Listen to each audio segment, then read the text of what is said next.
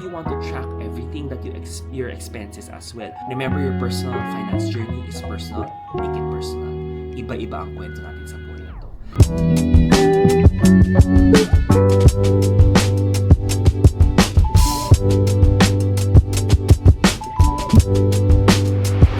So guys, this vlog will be something very honest, very raw, but here are some 5 habits that are keeping you poor.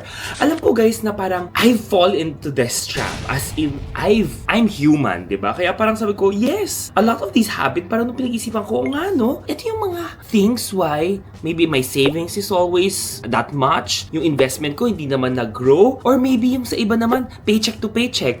I know that it's a very Filipino thing or even mindset to have na parang, ay, ito na naman yung paycheck to paycheck, or we always hear about paycheck de peligro na naman. And ever since when I was working, dun nangyari or dun napunta sa isip ko yung parang, ay, ito yung tinatawag nilang paycheck de peligro. When I was growing up, di ba, when we were kids, we never heard about the word na paycheck de peligro. We rarely, or parang sabihin natin, we rarely hear about paycheck de peligro. And then we want to really understand, ano ba talaga yung ibig sabihin ng paycheck de peligro? And then when I was starting working na, doon ko na naintindihan na, ito pala ang paycheck de peligro. Meaning, pag malapit na ang sweldo dahil nga paycheck to paycheck, ubus na yung pera mo, di ba? So, kung ubus na yung pera mo, wala ka ng perang para, let's say, to treat yourself or to buy the things that you want, you will have to scrimp. That's why it's called pecha de peligro. Kasi nga, let's say, 3 days before payday, medyo 100 pesos na lang yung pera mo, then kailangan magbaon ka na lang, or gugutumin mo lang sarili mo, or dati nag-grab ka, and then now, baka kailangan mo na lang mag-commute. So, these are a lot of different habits that might keep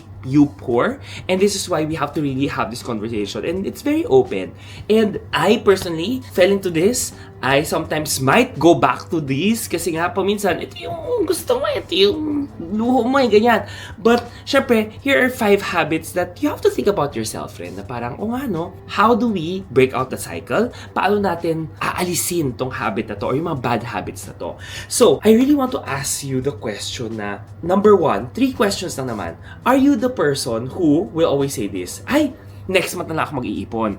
Kasi parang, maganda yan for next month na lang, wag na lang ngayon. Diba? Are you guilty of that? Yung parang, ay, next month na tayo mag-iipon. Kasi nga parang, hindi man kailangan ngayon. Or, maybe you're the second type of person. Okay, meron ka nga mga savings, etc. But, are you the type of person rin na parang, o nga no, deserve ko to. Kaya ko naman to deserve ko to. Feeling ko magagawa natin ng paraan. Diba? Are you that type of person? Yung parang, ay, kaya natin to. Deserve ko naman to ngayon. Kaya ko siya. And the last question is, are you the type of person na parang, nako, feeling mo, hindi ka in kung hindi ka sumama? Or, parang, ay, ang hirap mag-say ng no. Diba? Parang nakakahiya mag-say ng no. Are you one of those? Diba? And I am guilty of all of those 3 kasi parang, kaya yan, ganyan-ganyan. But if you say yes to any of those, then you have one of those habit already na, medyo parang dapat, let's change it a bit, diba? Let's be kind to ourselves. Okay, so, the first habit that is keeping you poor is number 1, not paying yourself. Sobrang importante nito. And guys, this is why, kahit na how big or how small you're earning, it's so important to pay yourself first. What does it mean when it comes to paying yourself first? Una, guys, inuuna mo ba ang pera for yourself? Diba? Is it you? Diba? Is it your money going to you? Going to something that you value? Unang-una, savings. Meron ka na bang savings? Yes, sabi mo, Jax, kulang naman yung pera natin I get it. Pero, the thing here is, if tinanggal mo una yung savings mo doon sa pera mo, diba? Sa income mo, then you're already now forced to make the remaining fit. For example, if kumikita ka ng 10,000 pesos, if sabihin mo man lang 5%, which is 500 pesos, or 10%, which is 1,000 pesos, linagay mo kaagad sa savings, tinanggal mo kaagad siya, then ikaw, yung mindset mo, yung 9,500 mo or yung 9,000 pesos mo, kailangan ko ipagkasya siya sa mga pangangailangan ko. If you see the whole money kasi, diba, the 10,000 pesos, then syempre, tatanggalin mo muna lahat ng mga gusto mo, kailangan mo, ganyan-ganyan, then wala na talaga matitira sa savings mo. You will find the reason to say, ay, wala na kulang na kasi ang dami kong kailangan. But if you take out the savings first, Start small, 5%, 10%. Then move up to 15, 20%. Then mali mo mag 25, 30%. But importante that you make sure that you pay yourself first. Unahin mo yan. Because you cannot give what you don't have. And back then, ang trick ko doon is sa co-op, di ba? Sa office, ang co-op ko, automatic kalta sa sweldo ko yan. Hindi ko na siya nakikita. Kaya pag nakita ko yung payslip ko or even yung laman ng bangko ko, nakita ko yung kaltas na. So that's one good habit to have. If ever meron kayo mga automatic co-op, automatic savings, then why not? Yan yung gawin mo. Out of sight, out of mind. Second bad habit is living beyond your means. Meaning, paano ba to? Ito yung tipong parang utang culture na lang. Kung hindi kasya, uutang tayo. Guys, ito yung lagi ko sinasabi, even with credit cards, it's not free money. Yung mga online lendings na yan, hindi rin free money yan. Or even keeping up with the kapitbahays or keeping up with the Jones. Diba yung tipong parang, ay, sige na lang. Kasi may bago siya. Gusto ko magkaroon din ako ng bago. Why? Do you need it pa? 'Di ba? Or for example, yung very common sa atin yung utang na lang na parang, sige, magagawa natin ng paraan yan.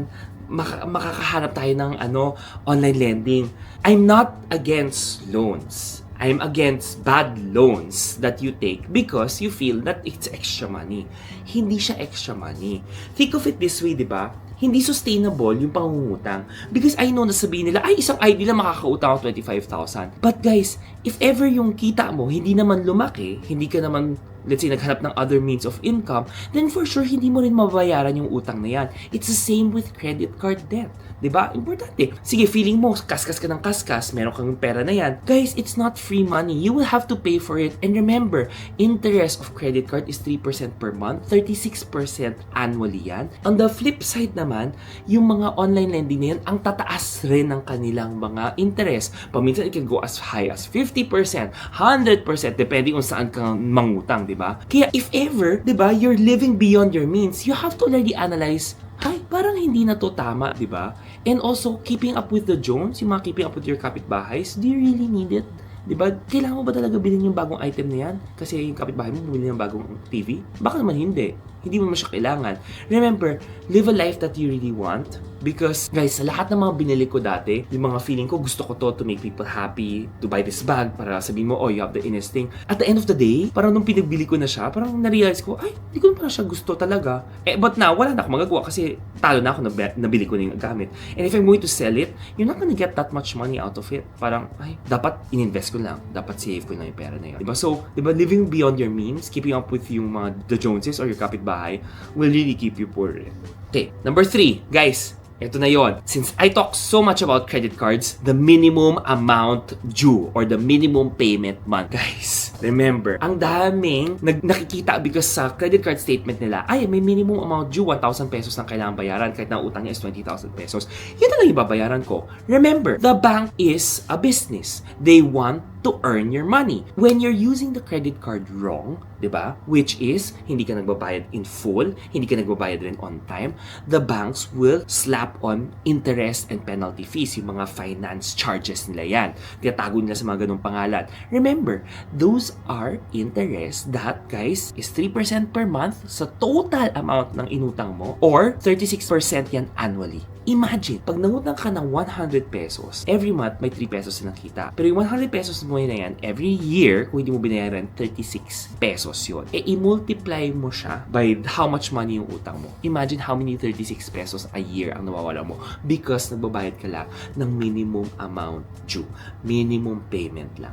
That will really pour, and every time you're just going to pay the minimum, sa interest lang napupunta yan. Hindi ka matatapos doon sa rat race na yan. Parang sasabihin mo, bakit hindi na babawasan yung utang ko? Kasi nga, minimum amount due. Kaya if you don't have that money, don't swipe.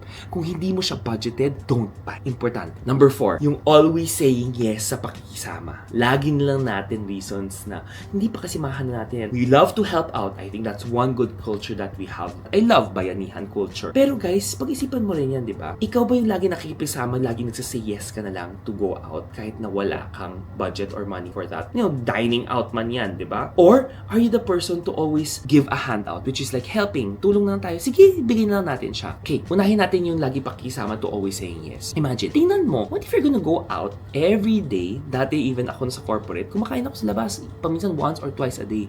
Remember, every meal ko noon sa labas, BGC ako nag-work noon, 500 pesos kaagad yan. And what if dalawang beses ako kumain sa labas? 1,000 pesos na yan. Magkano lang kinikita ko in a day? So, does that mean yung buong sweldo ko napunta lang sa meal na yon? Possible. Very possible. Because hindi ako makapag-say no. Ako yung ay sige, sama na lang ako dyan. But guys, you will always have an option. Is it magbabaon ka? Is it finding the other alternatives for your food? Because right now, hindi mo siya afford. But I know that I can afford it in the future. I just need to work hard.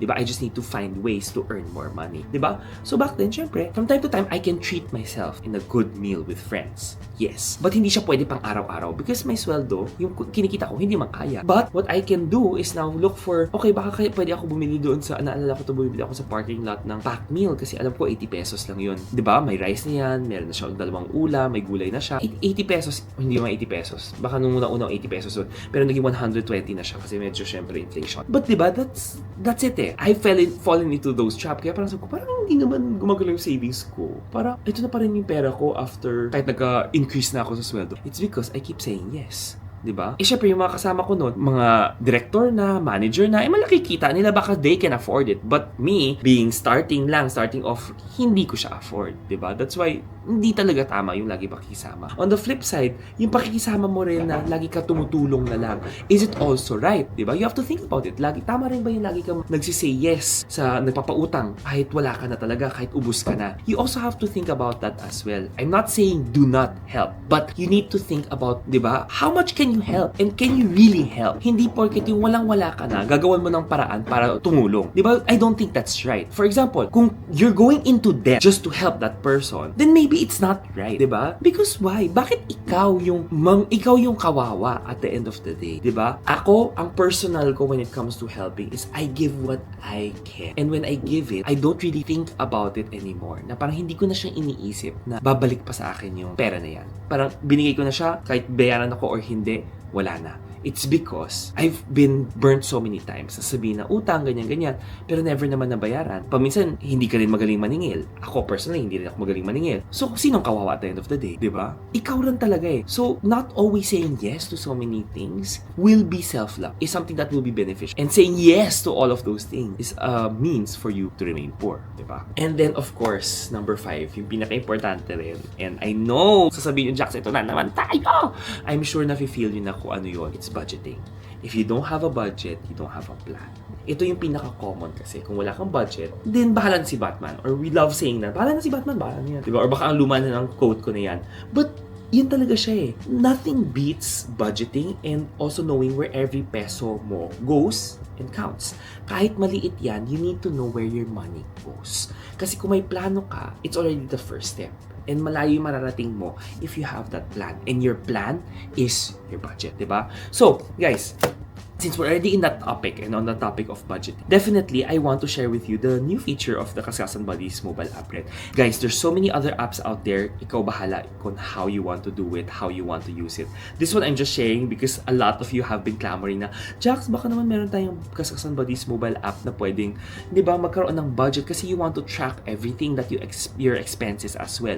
So yes, meron na po siya. And of course, libre pa rin po ito for everyone. Now, on your homepage, you will see it here na nakita mo yung My Money mo or total assets, or you can go to your profile and then nandito rin siya doon sa My Money portion mo. And when you click on that, diba, nakasuot siya yung mga My Savings mo. You can see your total assets, diba, your assets, liabilities, your income, expenses, and then net savings is also here. But nandito rin lahat ng mga ibang mong items. You have your budget portion here, and then you have your statistics here as well, and then you have your accounts rin as well. So, paano ba siya gumana? First things foremost, ang pwede mo gawin dito is you can add your accounts, di ba? For example, you have your bank account here, or you can add your credit card, loan, investment, or asset. Unahin natin yung bank account natin. Sabihin natin, I have a bank with Bank ABC. Then, ang account name natin dito is yung payroll. And then yung current balance natin, let's just say we have 50,000 pesos here. And then, let's click on save. Now, here makita mo yung total mo. Syempre may 50,000 pesos ka and your bank account is 50,000 pesos. Then, now, importante rin dito is, di ba, budget. When we go to our budget, we can adjust our budget every single month depending on how you want to do it, diba? Kanya-kanya naman siya. A good rule of thumb for budget is the 50-30-20 rule, which is 50% for your needs, 30% for your wants, and then 20% for your savings. So, if we're going to do it here, mag-add na tayo muna ng budget. Unahin na natin kaagad yung savings natin. So guys, we can adjust, diba? So, sinabi natin 10% lang savings natin. We have 90% of our 50,000 pa. So, sabihin lang natin, we adjusted na 60% sabihin natin for our needs. Remember that pwede mag-adjust yung mga budget mo depending on where you are. If you're starting off, pwede mo i-adjust. Sabihin mo, 60% jacks kailangan ko for my needs eh. Okay, 60% of 50,000, yung let's say yung salary natin na pumasok is 30,000 pesos. Then adjust natin siya. Magkano? For example, rent natin is 5,000 pesos. Sabihin na natin. So, add natin siya. Then we have 25,000 pesos left. Then maybe sabihin natin utilities naman natin is nasa 3,000 pesos. So sa 3,000 pesos na yan, we have how many left? 22,000 pesos. Diba? Sa 22,000 pesos na yan, maybe sabihin natin that we definitely need our groceries na nasa 5,000 pesos as well. Diba? Groceries natin, 5,000 pesos. Or maybe guys, lakihan natin yung groceries natin. Maybe groceries natin dahil marami ka, sabihin natin 10,000 pesos. Let's just say, so you have, diba? 18,000 pesos na. So you have 12,000 pesos left. And then sabihin naman natin that kailangan mo rin ng, maybe at your home, depending on whatever you need, you might need transportation. Transportation mo is also 5,000 pesos naman. So now you already have 23,000 pesos, diba? So 23,000 pesos, you have 7,000 pesos left for your basic needs. So 7,000 pesos mo, maybe personal care is very important sa'yo. Then sabihin natin, 4,000 pesos. 27. So, meron kang 3,000 pesos left. Sabihin ko 3,000 pesos left. Now, the 3,000 pesos left, sabihin natin, healthcare naman natin siya ilalagay kasi yung mga needs talaga natin. Let's just say, so you already have 35,000 pesos. Then, guys, magkano ang remaining natin na budget sa 15,000 pesos? We now have the remaining 30%. Yung 30% mo na yan, guys, is your remaining 15,000 pesos. So, yung 15,000 pesos mo, ito yung for your wants. So, yung 15,000 pesos mo, ano ba yung gusto mo? Diba? Maybe food and dining out. Gusto mo, importante sa'yo yung food and dining out mo. Syempre, ito yung self-love mo. Go! Sabihin natin 7,500. Ilagay natin dyan. Okay, so 7,500 for your month. And then, dahil sabihin natin 50%, importante sa'yo yun eh. So, now you now have remaining 7,500 ulit. So, 7,500 mo na yan, maybe gusto mong i-allot 4,500 for your shopping kasi meron na bang budget eh. And then, maybe, ang kagandahan dyan, what I love about it is also, whenever it comes to your other requirements, don't forget to also put on others. Yung others mo na yan, parang allotment mo siya, na parang leeway mo just in case magkulang ka ng konti doon sa wants mo or kailangan mo ilipat yan for your needs, pwede mo ilipat. Or maybe the better yet, malay mo, pwede mo ilipat yan to your savings. It can work. And then, that is it. Nandiyan na yung 50,000 mo na total budget mo. Again, when it comes to this, guys, this is your guide, diba? So now with that budget, you can now add transactions. For example, kung may expense ka na, malalagay mo siya dun sa payroll mo, diba? And then, let's just say, nandiyan yung expense mo, let's just say na lang, yung kumain ka sa labas, 300 pesos. Categories, food and dining, and then just save. And then makita mo nandiyan yung expense mo niyan. And then, you also see everything here. And when you see your budget, makita mo rin naman dito, okay, yung budget ko ba, nabawasan siya. The spend ko is 300 pesos. Food and dining, 300 pesos, nabawasan na siya. So, it's a good digital way of doing your expense. Guys, hindi naman porket kailangan lahat naka-app. Pwede ka rin mag-Excel sheet. Whatever works for you, pwede yan. Alam ko medyo tumagal tayo dito, but that's one good way for me to help, diba? It's also to get out of that rat race that keeps you poor. Guys, budget. So guys, remember, diba? Think of the number of times or numerous times kung ikaw yung tipong, ay, deserve ko to. At night, wala kang magawa. Nag-Lazada ka, Shopee ka, TikTok shop, Gcash voucher, kahit ano. Because nakita mo lang, ay, kaya ko pa. Or nakita mo yung pera mo laging, ay, meron pa akong pera dito. If you're the type of person, another pro tip there is to hide your money para hindi mo alam. Diba? Or hindi mo nakikita. Because what you have, you'll scrimp on it. What you can always see, let's say sa bank account mo, lagi mo yung feeling na, ay, may pera ako, kaya ko to. So, a pro tip there, like ako, lagi ko yung tinatago. Does it mean tinatago ko sa passbook? Tinatago ko under my wallet? Basta whatever works for you, go. But, guys, before I go, syempre importante dito, hindi overnight yung pagbabago. It is something that will take time. Ang pagsisimula will always start today. The best time, di ba they always say, and I always say, is yesterday. Pero if you cannot, the best time to start is now. Diba? Guys, kailangan mo mag-ipon kahit maliit. Kumuha ka ng budget and all of this. Do not make yourself go broke. Because guys, remember, it will start somewhere. Unti-unti ang pag-aakyat. remember, it's not about how much you earn, but it's also how much you save, how much you invest. It's about the habits. Now guys, yun importante. Remember, your personal finance journey is personal. Make it personal. Iba-iba ang kwento natin sa buhay na to. Kaya guys, again, kaya mo yan. I'll be rooting for you. Comment down below kung ano yung talagang tip na guilty ka. And of course, don't forget to like, subscribe, and hit that bell notification button para you're always notified when I have new videos. Maraming salamat. I hope you enjoyed this vlog.